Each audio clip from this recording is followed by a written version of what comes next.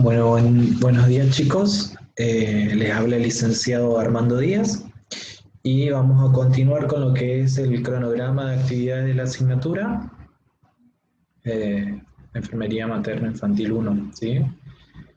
Eh, bueno, esto es para recordarle de qué trata el eje temático número 2, que continuamos en este eje temático, que es embarazo, parto y puerperio normal.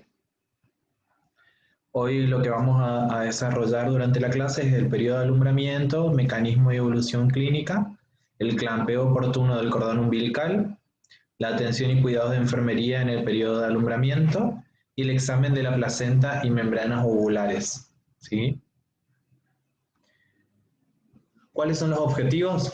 Bueno, que al finalizar la clase ustedes sean capaces de reconocer y definir el periodo de alumbramiento, ¿sí? En el periodo de parto, en la etapa del parto, puedan reconocer lo que es el alumbramiento, identificar el momento oportuno para el clampeo del cordón umbilical, ¿sí? En el recién nacido, examinar y reconocer la integridad de la placenta y las membranas ovulares, y realizar una correcta atención y cuidado de enfermería hacia la mujer en el periodo de alumbramiento, ¿sí? ¿Cómo podemos definir alumbramiento? Bueno, dice que es el periodo comprendido, disculpen los ruidos ambientales, pero es inevitable porque creo que a todos nos pasa cuando estamos grabando o cuando estamos en clase por Zoom, porque estamos en nuestro hogar. Bueno, ¿qué es el alumbramiento? Es un periodo comprendido entre el nacimiento, o sea, entre la expulsión de lo que es el producto, el nacimiento del niño y la expulsión de la placenta, ¿sí? En este lapso la placenta se separa de su inserción y se expulsa junto con las membranas ovulares. La vigilancia y los cuidados obstétricos y el estado general materno son fundamentales. En este periodo se producen la mayoría de las hemorragias graves, por eso es muy importante los cuidados de enfermería en este periodo, que representan una de las principales causas obstétricas directas de muerte materna. ¿Se acuerdan que hablábamos de causas directas y causas indirectas? Bueno, esta es una de las causas de muertes directas, ¿sí? Estas muertes evitables son muertes evitables, por eso es muy importante nuestra participación en lo que es, eh, digamos, nuestro papel dentro de lo que es el equipo de salud. Estas muertes evitables se producen principalmente donde no están garantizadas las condiciones obstétricas y neonatales esenciales para la asistencia del parto, ¿sí? Bueno, vamos a comenzar entonces con lo que son los tiempos del alumbramiento, que es el tercer periodo del parto, ¿sí?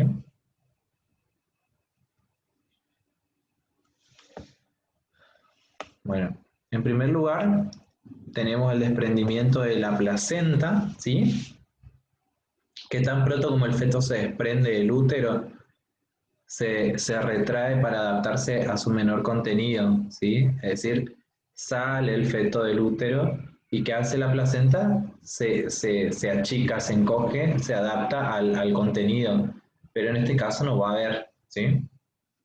Entonces se retrae para adaptarse a su menor contenido, no obstante todavía la placenta permanece un tiempo, es decir, algunos minutos adheridos al útero, ¿sí?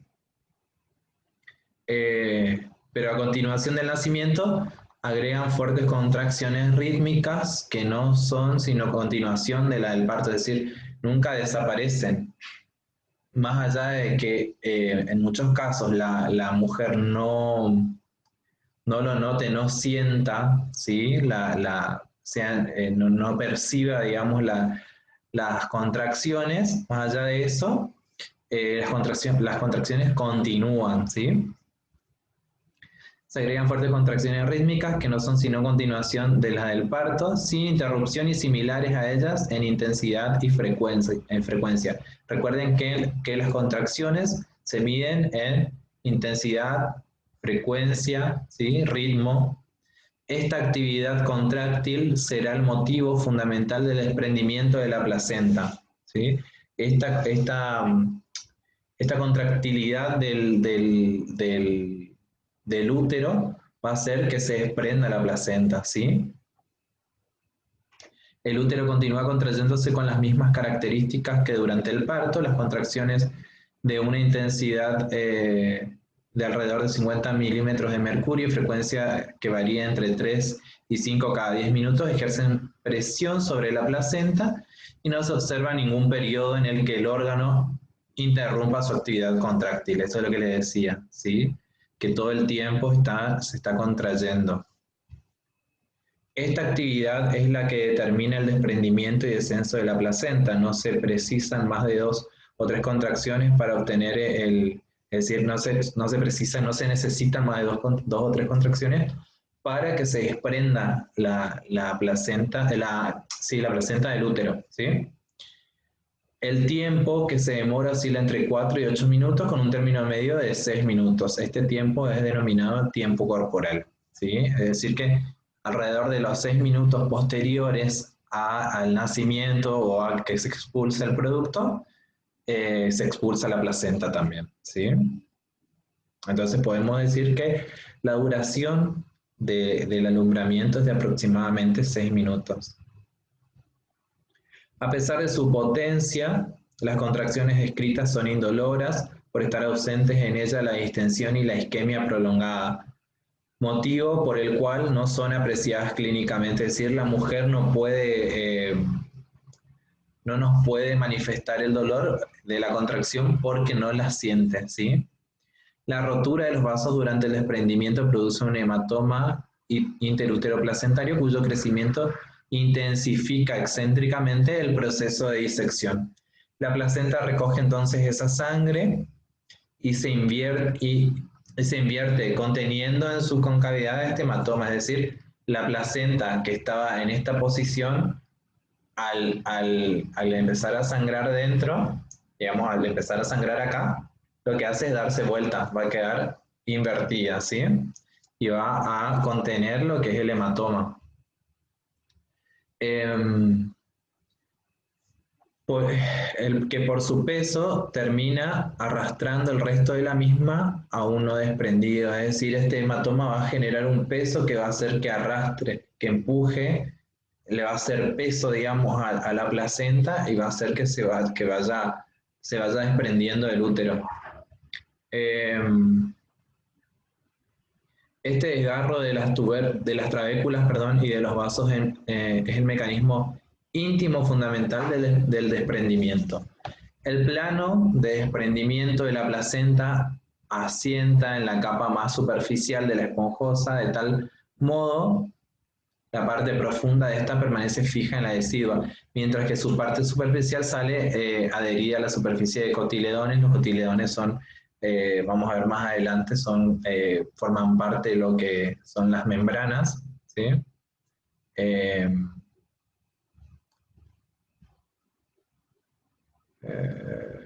cotiledones aparece sobre estos como una membrana de color grisáceo brillante de aspecto barnizado que recubre toda la cara materna de la placenta.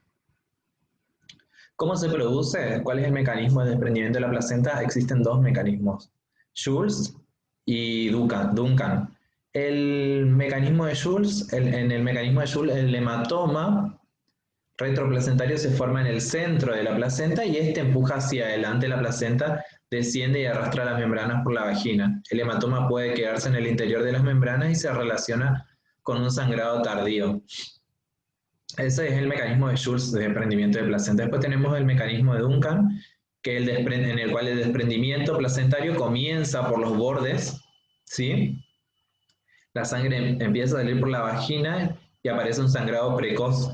La superficie materna de la placenta se visualiza en la expulsión de la placenta, ¿sí? Es decir, el hematoma es retroplacentario mientras que y la empuja a la placenta, mientras que en Schultz, en el mecanismo de Schultz. Y en el mecanismo de Duncan lo que hace es, se empieza a desprender desde abajo ya, ¿sí? Por los bordes, digamos.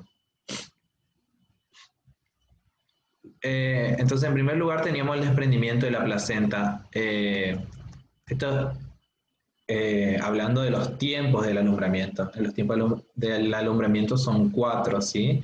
Primero hablamos del desprendimiento de la placenta, ahora vamos a hablar del desprendimiento de las membranas, ¿sí? Las membranas se desprenden por un proceso similar, digamos, al del desprendimiento de la placenta, y las contracciones del útero que sobrevienen al accionar sobre un tejido distinto lo hacen de tal manera que pliegan primero las membranas y las desprenden después. Finalmente, el mismo peso de la placenta más el hematoma, recuerden, en su descenso terminará de desprenderlas por simple tironeamiento, es decir, que va a tironear las membranas hasta que salgan, ¿sí? El proceso finaliza luego de expulsada la placenta, que aún cuelga de las membranas no completamente desprendidas. Es decir, cuando sale en el alumbramiento, lo que va a salir, como dijimos hoy, va a ser la placenta, ¿sí? Esa placenta va a arrastrar todo y las membranas están constituyendo la placenta, es decir, que una vez que salga la placenta va a salir, sí o sí deben salir las membranas también. De todas maneras, hay casos en los cuales no sucede esto, ¿sí? Esto es lo que debería ser, pero hay casos en los cuales esto no sucede, como vamos a ver más adelante, necesitamos otro accionar, digamos, ante estas situaciones. El tercer tiempo del alumbramiento es el descenso, ¿sí? Hablamos del desprendimiento de la placenta, del desprendimiento de las membranas, del descenso y por último la expulsión. El descenso es la desprendida, desprendida la placenta, esta desciende del cuerpo al segmento y de aquí a la vagina, lo que ocurre en parte porque continúa cierta actividad contráctil del útero y mayormente por el peso mismo de la placenta, la que va a arrastrar a las membranas invirtiéndolas desde la superficie de inserción cercanas al borde placentario. La atonía, es decir, la falta de tono en la vagina, de contractilidad en la vagina, perdón, por el parto reciente hace que en este tramo la placenta tienda a quedar detenida en algún momento, ¿sí? Es decir, no hay un movimiento de contractilidad que va a hacer que empuje la placenta, entonces va a quedar estancada, puede quedar estancada, ¿sí? Y por último, la expulsión, que posteriormente pueden presentarse dos situaciones. La absoluta, absolutamente normal, que es que se repitan algunos pujos y estos, es decir, que sigan haciendo contracciones, y estos con el agregado del peso de la placenta y el hematoma retroplacentario en el mecanismo de Baudeluc-Schulz determinen la expulsión placentaria hasta el exterior, es decir, de un alumbramiento espontáneo, ¿sí? Eso es lo normal. Después tenemos otra situación en la cual la placenta desprendida y descendida a la vagina continúa allí alojada, por lo que es menester, es decir, es necesario extraerla de la misma con una ayuda manual. Generalmente lo que hacen es tironear un poquito lo que es el cordón umbilical, ¿sí? Y de esa manera terminan de sacar, pero digamos, hay que ser muy cuidadosos, muchas veces el operador realiza esta acción porque es un poco, digamos, porque es un poco impaciente por esas cosas, sí, pero es un riesgo también, como vamos a ver más adelante, es un riesgo realizar esta maniobra debido a que puede causar la hemorragia, ¿sí? Porque el desprendimiento no es natural, sino que lo que hace el operador es tironear un poquito el cordón umbilical, ¿sí? Bueno, respecto a la evolución clínica del alumbramiento, Los fenómenos fisiológicos señalados tienen correlación con determinadas expresiones clínicas que enuncian la producción sucesiva de los distintos tiempos estudiados, ¿sí? Tenemos dentro de lo que son la evolución clínica fenómenos subjetivos y fenómenos objetivos. Dentro de los fenómenos subjetivos, inmediatamente después de la expulsión del feto, la observación exterior muestra a la mujer tranquila durante un lapso variable de algunos minutos llamado un periodo de reposo fisiológico o periodo de reposo clínico, ¿sí? Puesto que, como se ha señalado, el útero continúa con su actividad contráctil, aunque en forma insensible, es decir, la mujer no siente dolor, no siente las contracciones, ¿sí? Puede sentir algún tipo de molestia nada más, pero esto no le genera el malestar que le genera las contracciones, ¿sí? O el dolor que le genera las contracciones. Luego la mujer siente de nuevo el dolor de las contracciones del desprendimiento, aunque nunca con la intensidad de la del periodo fetal. Y por último, en medio de fenómenos más incómodos que dolorosos, la placenta se va a eliminar, ¿sí? Va a salir al exterior. Eso en cuanto a los fenómenos subjetivos. En cuanto a los fenómenos objetivos, tenemos la palpación, muestra a nivel del útero modificaciones de volumen, de situación, de forma y de consistencia. Es decir, el operador palpa el abdomen de la puérpera, ¿sí? Y va a notar esas modificaciones de volumen, de situación, de forma del útero y de consistencia del útero, ¿sí? De inmediato al parto, por retracción del miometrio, el fondo del útero se sitúa a nivel del ombligo, ¿sí? Automáticamente, al expulsar el producto, lo que hace el útero, recuerden, es adaptarse al contenido que tiene. Al no tener contenido o tener muy poco contenido, va a situarse, va a descender hasta la altura del ombligo. El órgano asciende unos 5 o 6 centímetros cuando la placenta desprendida cae al segmento inferior, es decir, el peso de la placenta también hace que descienda un poco el útero. Al soltarse la placenta vuelve a subir unos 6 centímetros, 5 o 6 centímetros, le dice el útero.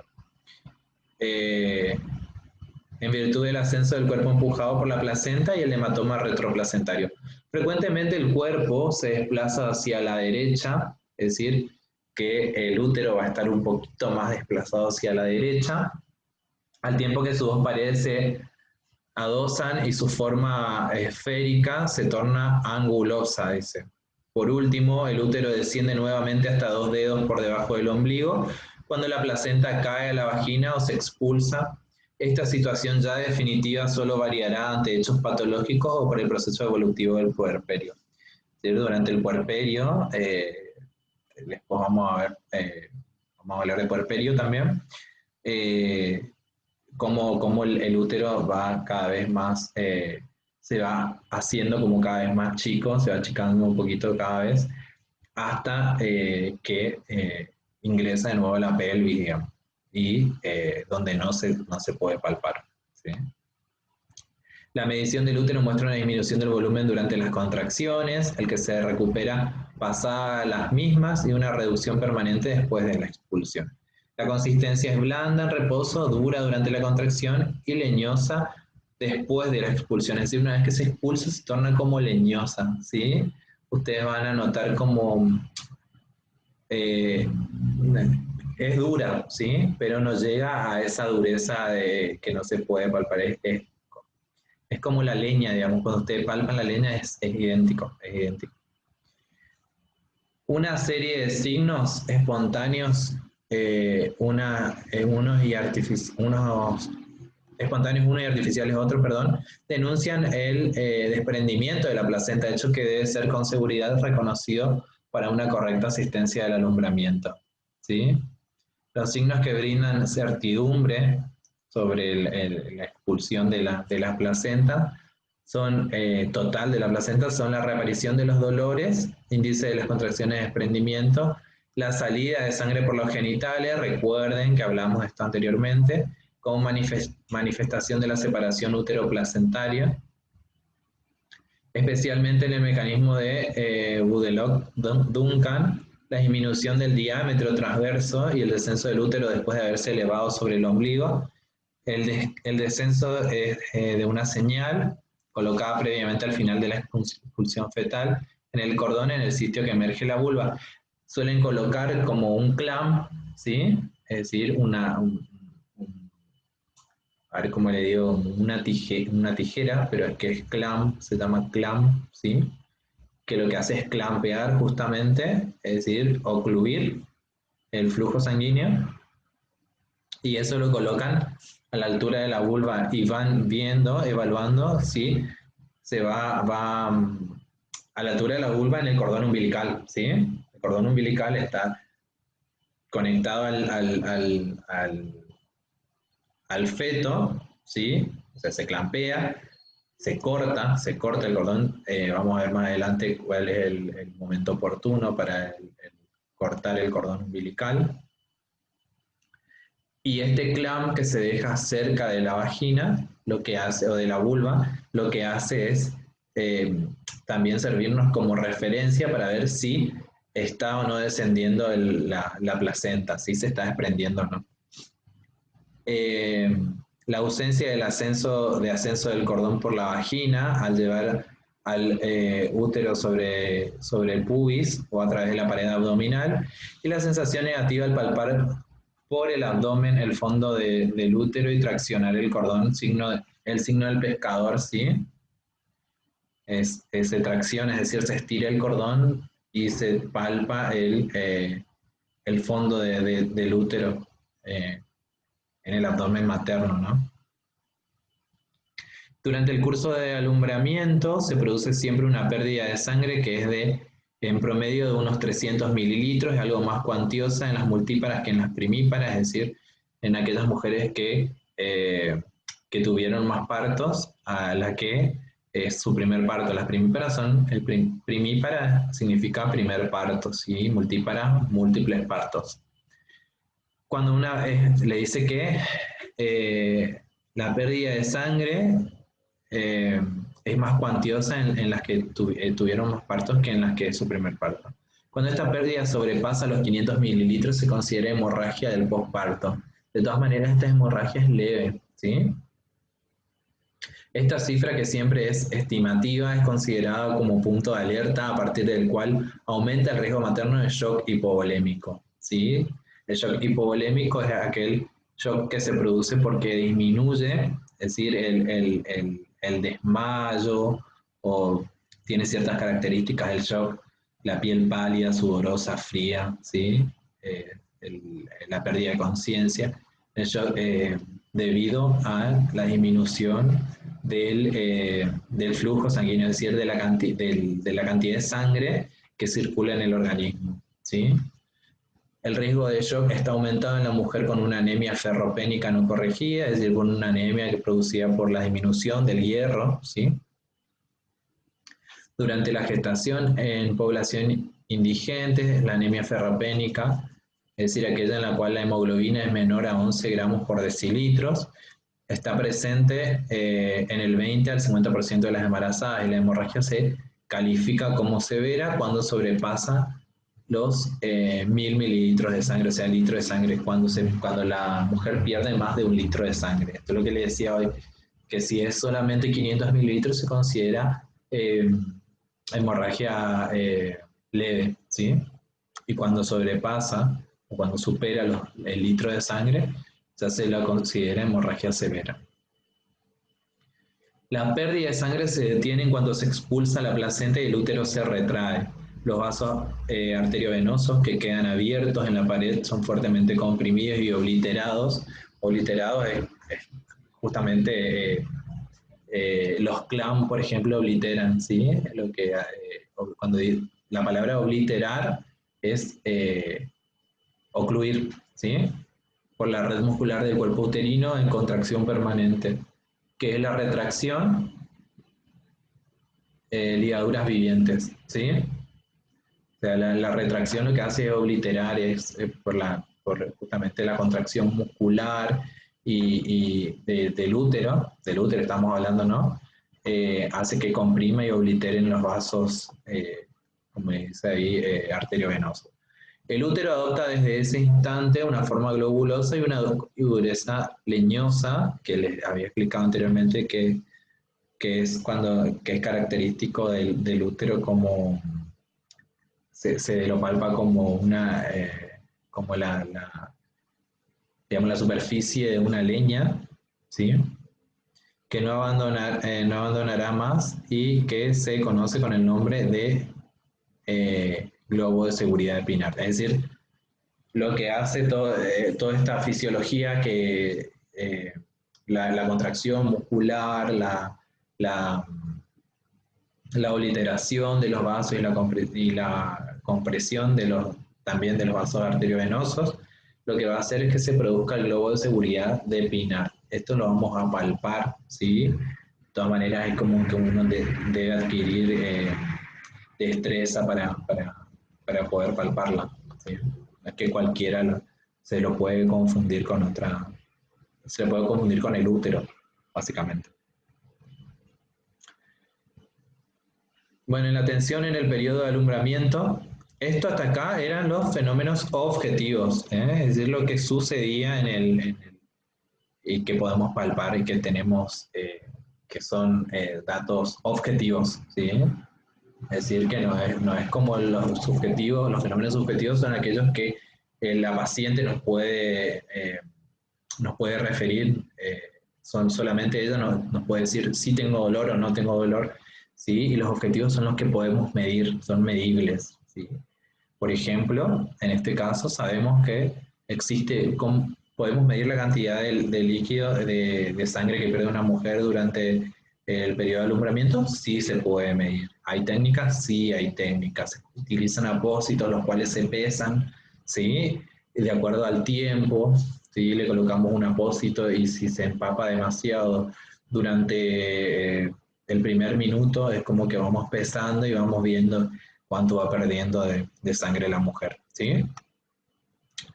Respecto a la tensión en el periodo de alumbramiento, tenemos varios manejos. Esto se debe adecuar al tipo de paciente, ¿sí? Tenemos manejo expectante, conservador o fisiológico, que es el concepto básico y fundamental de este manejo, es desde la expectación hasta la expulsión natural de la placenta. Es decir, el operador lo que hace es esperar a que la madre, con toda esta fisiología que fuimos viendo, con las contracciones, sin el tironeamiento del cordón, es decir, que solo vaya produciéndose naturalmente la expulsión de la placenta, ¿sí? Esto es el manejo expectante, conservador fisiológico en el periodo de alumbramiento. Luego tenemos un manejo expectante más oxitóxico preventivo, es decir, si bien no recurrimos a maniobras manuales, ¿sí? Es decir, a extracción manual de la placenta, pero sí, digamos, en realidad no somos nosotros, sino el médico va a indicar, pero nosotros sugerimos, ¿sí? Vemos, evaluamos junto al médico la posibilidad de que se le administre oxitóxico. En esta alternativa agrega al manejo expectante conservador que vimos anteriormente un oxitóxico de rutina como única intervención. ¿Cuándo? ¿Cuándo debemos usar digamos, si es innecesario? No. ¿Se entiende? En el alumbramiento normal, el momento de la pérdida sanguínea hasta unos 120 mililitros. ¿Sí? Fíjense, estos son los casos en los cuales nosotros debemos utilizar. Si uno lo lee, decimos, y bueno, vamos a utilizar en en todos los partos. Entonces nos aseguramos que tenga de que esta persona no sufra una hemorragia postparto. No es tan así, digamos, o sea, siempre debemos evaluar el riesgo-beneficio del paciente, sí, por un lado, pero también no debemos derrochar nuestros recursos materiales, ¿sí? Entonces, vamos a reducir el uso de oxitóxico a las puérperas que en el alumbramiento normal, el momento de la pérdida sanguínea, sea hasta unos 120 mililitros, donde exista riesgo de hemorragia y donde la necesidad de administrar oxitóxicos como terapéutica en el puerperio inmediato. ¿Sí? El manejo de esto en cuanto al manejo expectante más oxitóxico. El manejo activo se contrapone con el manejo expectante conservador y consiste en practicar 3 intervenciones simultáneas, o sea, las 3 juntitas. La administración de un oxitóxico, inmediatamente después que salga uno de los hombros del producto, del bebé. La contracción manual, o la tracción, perdón, manual controlada del cordón umbilical seccionado y ligado precozmente. Fíjense lo que dice. La tracción manual controlada del cordón umbilical seccionado, es decir, que es cortado y ligado precozmente inmediato al nacimiento. Es decir, ni bien nació, ligue, clampee el cordón y corte, seccione. ¿Sí? Vamos a ver más adelante cuál es el momento indicado para el clampeo del cordón umbilical. ¿Sí? Entonces se administra oxitóxico, se hace el corte del cordón umbilical precoz, ¿sí? El corte precoz del cordón umbilical, y la presión simultánea ejercida sobre el abdomen, desde el abdomen sobre el fondo del útero. Es decir, ni bien sale el hombrito del bebé, nosotros administramos un oxitóxico, sale el producto, agarramos, cortamos el cordón y con la otra mano vamos a empujar a hacer presión sobre el útero para que expulse la placenta. ¿Sí? ¿Se entiende? Esto es el manejo activo. Esto, como le dije anteriormente, es una técnica que generalmente la realizan aquellas personas que son impacientes, aquel operador que no tiene, digamos, el tiempo, no cuenta con el tiempo como para esperar a que se produzca el alumbramiento natural, ¿sí? Pero es muy riesgosa y es contra natura, digamos, ¿sí?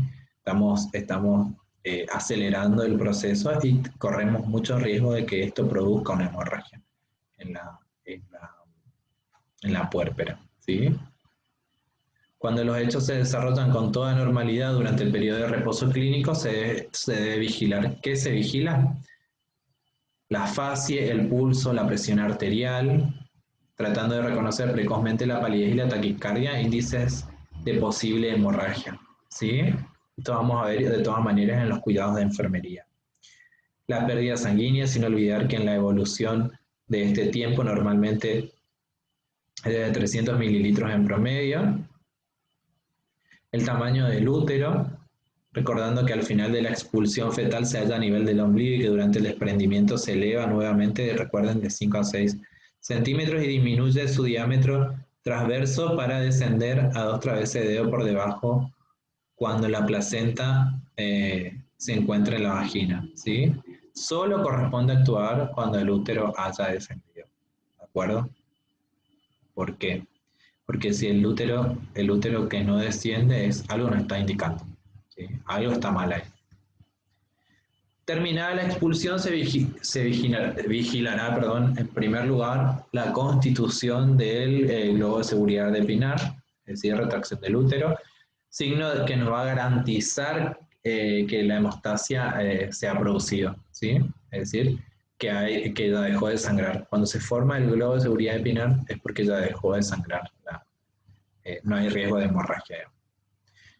En segundo lugar, se procederá al examen minucioso de la placenta y de las membranas. Esto es muy importante. Debemos asegurarnos de que de que ambas estén íntegras, ¿sí? Se debe observar la placenta primero por la cara fetal y luego invirtiéndola, es decir, por la cara materna, siempre apoyándola sobre una superficie plana. El examen de las membranas ovulares corresponde a la observación de su orificio de rotura, cuyo reborde más cercano deberá tener no menos de 10 centímetros de longitud hasta el borde placentario, puesto que la placenta asienta normalmente por encima del tercio inferior del útero. La duda o la seguridad de retención de resto de placenta va a obligar al operador a recurrir al tacto intrauterino y a la extracción inmediata de las porciones no eliminadas. Esto de todas maneras lo realiza el médico, nuevamente les digo, pero somos también nosotros parte del equipo y debemos saber que las membranas están íntegras, que están los cotiledones están todos, debemos asegurarnos, debemos tener la seguridad de que no no quedaron restos de placenta en el útero, ¿sí? ¿Qué puede producir si quedan restos de placenta en el útero? En primer lugar, la hemorragia, como dijimos, siempre que haya otro, que esté ocupado el útero, por algunos restos no va a poder producir sus contracciones, como hablamos, ni obliterar los vasos arteriovenosos, ni nada, ¿sí? Otra cosa que puede producir eh, que pueden producir eh, la retención de restos de placenta es que puede producir infecciones, ¿sí? Pueden producir infecciones en la puérpera. Bueno, eso por un lado. Por otro lado tenemos el pinzamiento oportuno del cordón. Cuando nace, el niño sigue unido a la madre por el cordón umbilical que forma parte de la placenta. Normalmente el niño se separa de la placenta pinzando y cortando el cordón umbilical.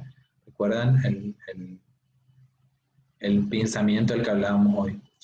El pinzamiento y corte precoz del cordón umbilical, que es lo que dijimos que se hacía ¿recuerdan el manejo activo? ¿Sí? El pinzamiento y corte o sección del precoz del cordón umbilical, el que se realiza generalmente en los primeros 60 segundos tras el parto, en tanto que el pinzamiento y corte tardío es el que se realiza transcurrido al menos 1 minuto desde el parto o cuando han cesado las pulsaciones del cordón. Retrasando el pinzamiento del cordón se consigue mantener el flujo sanguíneo entre la placenta y el recién nacido.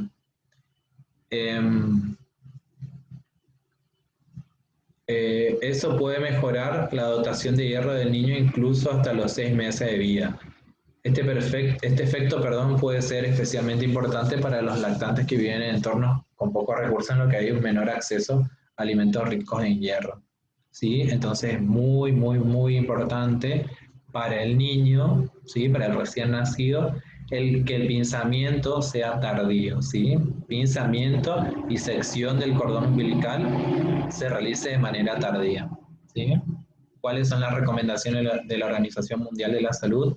Se recomienda el pinzamiento y corte tardío del cordón umbilical aproximadamente entre 1 y 3 minutos después de dar a luz en todos los nacimientos, al tiempo que se inician simultáneamente los cuidados básicos del recién nacido.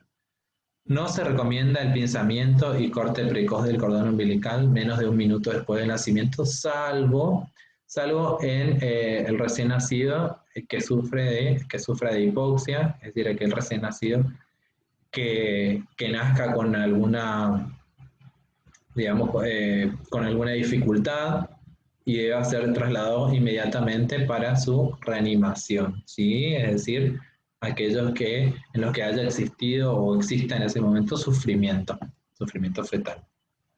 ¿Cuáles son los cuidados de enfermería en el periodo de alumbramiento? Recuerden que los cuidados deben ser específicos. Sí tenemos cuidados de enfermería específicos para este momento de alumbramiento, pero además a esto debemos sumarle los generales, los cuidados generales. Debe hablar primero de los cuidados específicos. Dilucidar junto al médico sobre el enfoque más adecuado para el manejo clínico de este periodo, ¿sí? Para ver, cuando hablamos de el enfoque más adecuado para el manejo clínico, estamos hablando justamente de si adquirimos una actitud expectante, una expectante más oxitóxico, o si realizamos un manejo activo clínico de la puérpera, ¿sí? Controlar el pulso, presión arterial, frecuencia cardíaca, esto es muy, muy importante, más allá que se realiza en todos los pacientes, es muy importante en este tipo de pacientes. Cada cuánto le voy a controlar y una vez porque, a ver, el periodo de alumbramiento es corto, recuerden, ¿sí? Y no ¿puedo tener un monitoreo continuo? Sí, genial si lo tengo. Programo que el control latea cada 2 minutos. ¿Eh? Pero si no, y tengo un control de la frecuencia cardíaca, de la respiración, del de la temperatura también muchas veces. Eh, es muy importante porque nos va a alarmar, ¿sí? Eh, nos va a alarmar la hipotensión, nos va a alarmar sobre si baja la presión arterial es porque estoy teniendo un problema y este puede estar relacionado a una hemorragia. ¿Sí? Si aumenta la frecuencia cardíaca, si hay una taquicardia, esto también me lleva a pensar o a suponer que hay un problema, que el problema puede estar, digamos, lo más común, si existen estas alteraciones en los parámetros vitales, y es que esté sufriendo una hemorragia, ¿no?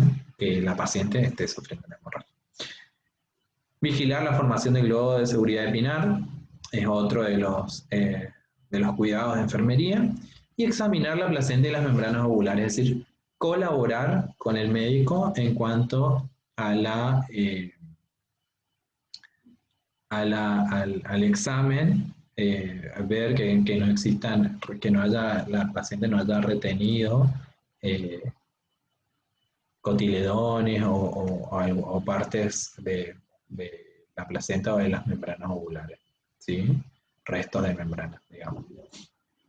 Eh, bueno, y eso es todo. Le dejo acá la bibliografía que utilicé para la realización de la clase. Y nada, a ver, mañana se le va a subir el trabajo práctico número 4 y estaremos entregando, este fin de semana estaremos entregando ya las notas del trabajo práctico 1 y 2 por lo menos, ¿sí?